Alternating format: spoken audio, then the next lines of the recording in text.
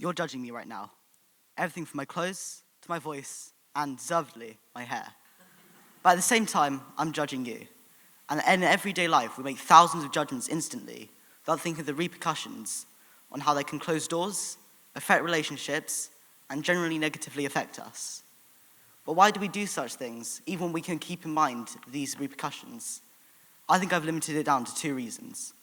The first reason is appearance. If I had backflipped onto stage, or instead slouched with my shoulders hunched, you would have a very different idea of me for each of those scenarios. In the same way, when we walk down the street in a new city, we pay the most attention to the architecture and other things that we can see, not the actual qualities. Scrolling on social media can show you that more visuals and prettier visuals lead to more engagement and people paying attention to you.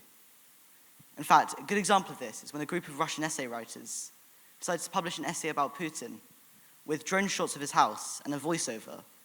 And instead of the classic 2 people seeing it, thousands of people all across Russia looked at it. A second factor is your mood and your personality. If you're a happy person, you're more open to lend an open ear to someone. If you're in a terrible mood, you're more likely to look for people's mistakes and trip them up on it. Some excellent orators manage to cling on to your fears and hopes to immediately make you like them or dislike them. Politicians cling on to the same things. Think about how at every supermarket now, you're asked to donate when you check out. The way this works is that they know that if you're shopping, you might be really excited to cook a big meal, and so you're feeling generous and happy. This isn't just random thoughts. There's a real science to this. The first one's called the effect heuristic, in which positive and negative emotions can immediately affect how you make a decision or see a person.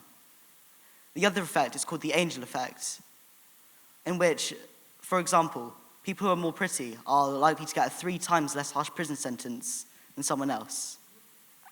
So in conclusion, what does this actually mean? It doesn't mean that your first impression is always going to be wrong, nor does it mean they're always going to be right. It means that you should be prepared for either eventuality or somewhere in the middle, because your initial thoughts are always just going to be that, the thoughts you make first.